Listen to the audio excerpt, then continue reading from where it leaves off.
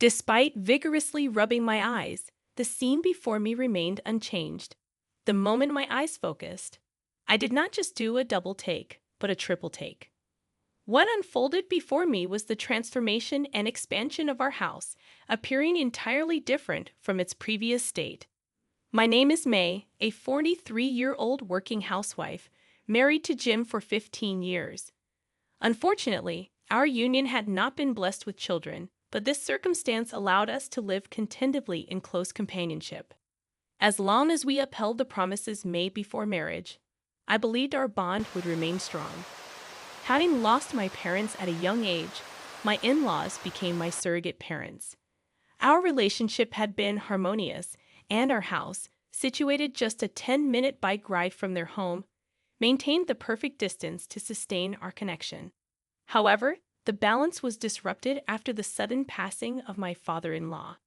His collapse at home led to his eventual demise in the hospital, leaving my mother-in-law in inconsolable grief. In our efforts to support her, my husband and I took turns caring for her, and over time, she began to recover. Just as life seemed to be returning to normal and my work became busier, an unexpected shift occurred. My mother-in-law's visits to our house escalated significantly, becoming a daily routine without respite. She would arrive during the busy morning hours, letting herself in with a spare key I regretted giving her. Faced with her insistence on looking after the house while urging me to go to work without worry, I found myself pushed out the door daily. Although my intentions were genuine when offering her the spare key for moments of loneliness, her constant presence became increasingly unpleasant. Yearning to discuss the matter with my husband, I discovered he was seldom home when I returned from work. His early departure and late return left me alone with my mother-in-law, who eagerly waited to fulfill her self-imposed role of house caretaker. One day, exhausted beyond words, I returned home to a shocking discovery. As I entered the bedroom to change, I let out a scream of surprise. A massive vase, unseen before, occupied a prominent place beside the bed. Rushing back to the living room, I found my mother-in-law nonchalantly munching on rice crackers, the crumbs scattered on the floor mat. In that moment of surprise, struggling to find my voice, I managed to utter, "Did you go into the bedroom, Mother?" "Yes, I went in." "Did you put that vase there?" "Yes, I put it there. It's a big vase with a Japanese pattern, totally out of place in a Western-style room." I couldn't help but wonder, "What is that thing?" "What do you mean? It's a vase," she responded. "It's obvious by looking. Am I not getting through to her?" I thought, growing frustrated. Now she started eating chocolate. "That's the precious vase a colleague gave me as a souvenir from their overseas trip. But never mind that for now. The bedroom was so bland and uninteresting. The atmosphere is much better now, isn't it? It fits so perfectly, like a vase in its rightful place." My mother-in-law seemed to be enjoying herself. I couldn't comprehend how someone might find a giant vase beside the bed interesting or atmosphere-enhancing. I'd want to question them for a good hour about such an out-of-place vase. So, she brought it here herself, not by delivery. That's impressive, I mused. But this is not the time to be impressed. Are we seriously keeping that vase? My mother-in-law says, "Oh, I'm tired from moving the vase." "May, isn't dinner ready yet? Hurry it up, please." So, she expected dinner too. I couldn't help but wonder what I had done today. Worked hard moving the vase, is that so?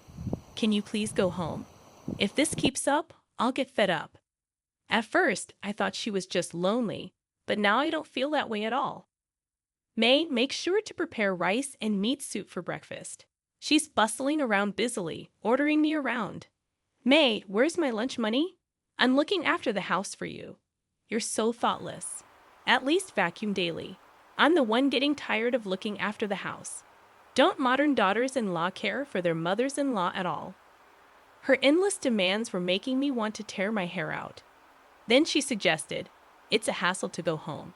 I'll sleep in the room with my son, and you, May, can sleep on the sofa." "So, you're staying overnight. That's what I'm saying. Seriously, what kind of punishment is this?" She finally left quietly after I gave her my treasured cookies, her favorite. I'm at my wit's end, Jim. Please do something about your mother. I cried out to my husband, reaching my limit. Well, even if you say so, Mom must be feeling lonely, I guess. I thought that phase was long over, you know? It's like she's trying to take over our house. Saying it out loud seemed to fit the situation best. I had been struggling to describe what was going on, but once I said it, it clicked. Now it seemed like my mother-in-law was trying to take over our home. If things continue this way, it'll play right into my mother-in-law's hands. Oh, forget about the pot. I believe this is a problem, but my husband just frowns at the suggestion. Taking over is an exaggeration. It's fine. She's just looking after the house while we're away. We don't need her for that. We have a home security system. Then should we cancel it? It would save us money. That's not the point. I insist, but my husband just doesn't seem to get it. Even if I ask him to talk to his mother, he always ends up doing whatever she says. It's mother over wife, a mama's boy, huh? Still, my mother-in-law's visits don't stop. She's staying over more and more often. Is her takeover project going smoothly? Why do I have to sleep on the sofa? I miss my bed. Well, there's that. After my father-in-law passed away, we felt sorry for her. Maybe we've been too kind to her. Is this what they call taking advantage of the situation? As I pondered what to do, I was called in by my boss at work. Worried that I might have made a mistake, I went to see what it was about. Think you could go on a business trip abroad, he said. A business trip overseas. A chance to get some souvenir chocolates from a colleague. Away from my mother-in-law's reach. Well, it's not like that. Being selected for an overseas business trip means being seen as promising for the future. That's the unwritten rule in our company. No, it's different. I'm moving up. We couldn't have children, but in return, I devoted myself to my work, and it paid off. It seems God is watching over me. My response: of course I am, I immediately said. Okay, are you sure it's okay? Leaving for a month. It's fine. Mom's here after all. My husband confidently reassured me. But you see, it's his mother that I'm worried about. When I return from the trip, there might be more pots. My dear, leave the house to me. I won't let anything bad happen. I'll take care of it until you return, my mother-in-law declared with confidence. It's because of you that I'm worried. In the end, the business trip went too smoothly and got extended. Before I knew it, 3 months had passed, and now I'm back home. Oh, how I've missed this place. Yes, it's nostalgic. But why is our house under renovation? I closed my eyes for a moment, hoping it's a dream. But when I open them, it's still the same. What I see is my home transformed by additions and alterations. What in the world? I dashed into the house. Oh, welcome back. You're late. As I entered, my mother-in-law greeted me nonchalantly. Mother-in-law, what on earth is going on here? Well, we're remodeling. We needed to make it a 2-family home to live comfortably, a 2-family home. Then my husband appeared. Oh, welcome back, May. You were gone for a long time. Dinner will be simple tonight. It's not about having a simple dinner. Why am I just back from a business trip, expected to cook dinner? But that's not the main issue. What have you done? Done without telling me. What do you mean? We remodeled for cohabitation. It's better to have a 2-family home, right? Why did you do it without asking me? As I confronted him, my husband had a look as if it was a trivial matter. This house is in my name, isn't it? I can do what I want with it. But still. Oh, come on, stop making a fuss. As I was about to say more, my husband scratched his head in annoyance and looked at me with a changed tone. It's fine, isn't it? It's more convenient to have Mom around. It'll make things easier for you two, so you can focus on your work. And yet, you expect me to cook dinner. Housework is a wife's duty, right? You've been slacking off for 3 months. You can at least do that. I felt a wave of exhaustion hit me at my husband's words. Slacking off. Did he just say that? How busy I was overseas, working from morning till night. I didn't even have time to buy a single chocolate bar despite being abroad. And the torment doesn't end there. Oh yes, I've turned your room into mine. What? So where is my room? Did you add it in the extension? There's no such thing. That extension is entirely my living space. But I wanted a room on this side too, so I turned it into a Japanese-style room. What's with the star at the end? I asked, my eyes wide in disbelief. Then where is my room? That's what I'm saying. You don't have one. A daughter-in-law doesn't need her room. Let's see, if I had to say, your room would be the kitchen. Lucky you. I was speechless. She took over my room for herself. And now, while I'm working, she dares to assign the kitchen as my room. A quiet flame of anger began to smolder within me. Then, my mother-in-law brought out some documents. You earned money on your business trip abroad, right? Here, take care of this. What is this? What does she mean by take care of this? I looked at the documents and nearly fainted. $160,000. The total cost of the recent renovations was written there, and I was shocked at the astronomical amount. I confronted my husband. Hey, how do you plan to pay for this huge amount?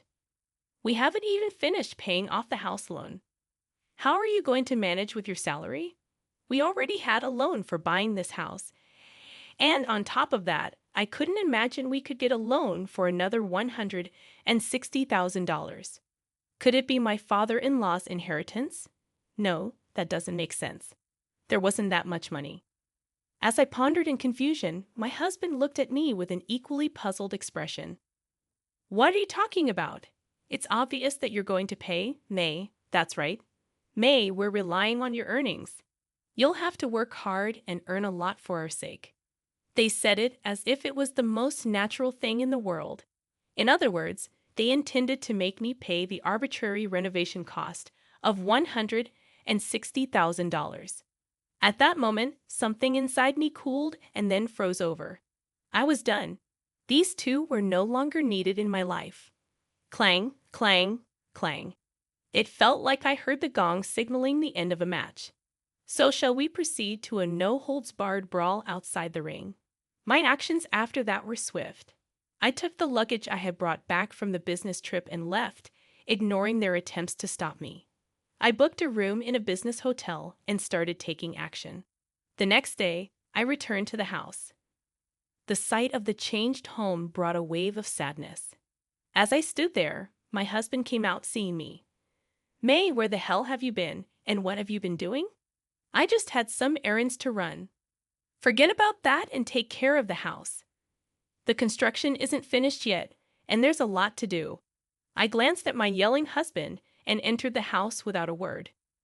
Hey! He chased after me, flustered as I ignored him. Oh, May, where were you last night? We had steak specially. Oh yes, here's the bill for the meat. Since you weren't here to eat it, it's your responsibility to pay. You left on your own after all. I was handed the receipt. Slowly, I took it, and then I tore it. Rip, hoo, rip, hoo, rip. I tore it into 2, then 4 pieces, scattering them all around. Then I blew the shredded pieces of the receipt towards my mother-in-law. What are you doing, May? Even if you tear it up, I remember the amount. Shut up, be quiet. My response to my hysterical mother-in-law was undoubtedly cold. Overwhelmed by my demeanor, she quieted down, making a strange noise in her throat. Hey, May. Sensing something unusual in my aura, my husband cautiously spoke to me. Ignoring him, my mother-in-law yelled at me. What's with that attitude? Modern daughters-in-law are just fine. I'll forgive the steak bill, but make sure you pay the $160,000 for the renovation. Why should I? Why? Because you're the daughter-in-law, existing to serve your mother-in-law and husband. At those words, I snorted derisively. I won't pay. We are strangers now. My husband was shocked by my words. In front of him, I slammed a piece of paper on the table. This is a copy of the divorce papers. I've already submitted the original. What surprised my husband was when he picked up the paper, and it was exactly as I had said. Do you remember what we promised before we got married? I asked. Let me think. What was it? The promise my husband and I made before marriage was that if either of us betrayed the other, we would immediately divorce. We prepared divorce papers as a kind of talisman, thinking it would never come to actually submitting them. But now, I'm glad I had been prepared. I had kept the divorce papers in a safe deposit box and submitted them yesterday. Since we are now strangers, there's no need for me to pay any money. I just came to pick up my things today. I've already found a new place, so I'll leave once I've packed my belongings. What? Wait, May, this is a joke, right? A joke? The biggest joke was thinking you were my husband. Why should I live with people who mock me? But we're married. Not anymore. Marriage is about discussing and deciding important things together. Someone who makes major decisions alone like you isn't a husband.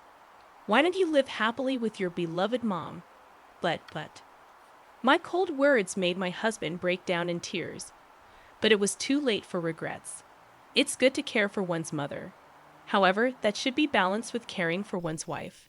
The moment he disregarded me and followed his mother's wishes, our marriage was over. This house is in your name, right? I saw the estimate yesterday, and the contract is under your name.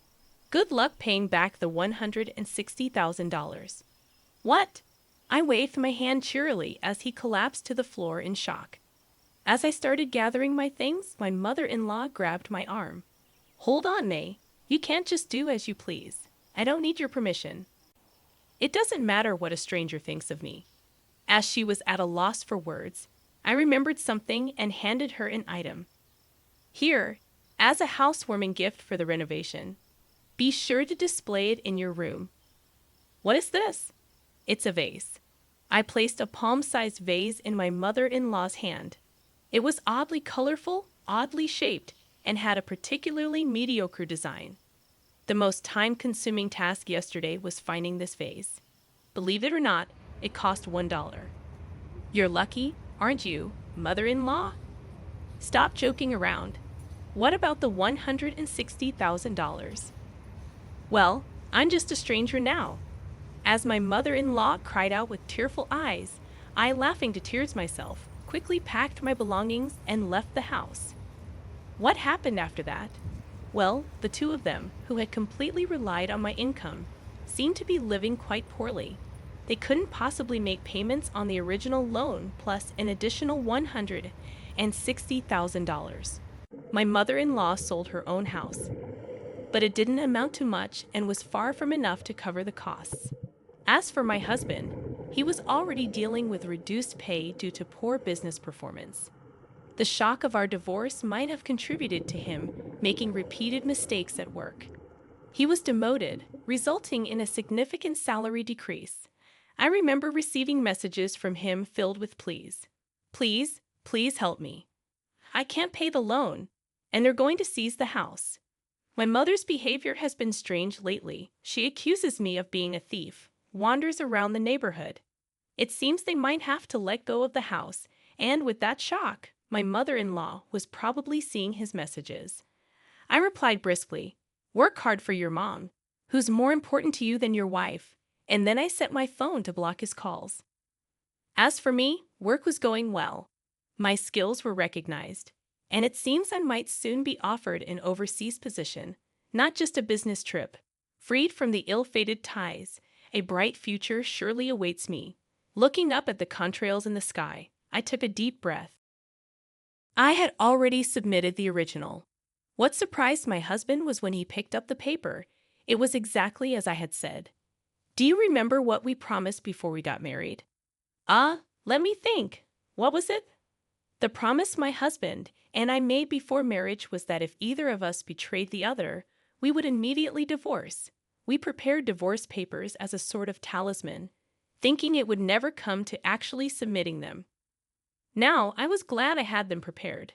I had kept the divorce papers in a safe deposit box and submitted them yesterday. Since we are now strangers, there's no need for me to pay any money.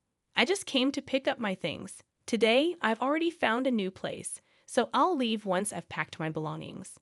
What? Wait, May, this is a joke, right? A joke? The biggest joke was thinking you were my husband. Why should I live with people who mock me? But we're married. Not anymore. Marriage is about discussing and deciding important things together. Someone who makes major decisions alone, like you, isn't a husband. Why don't you live happily with your beloved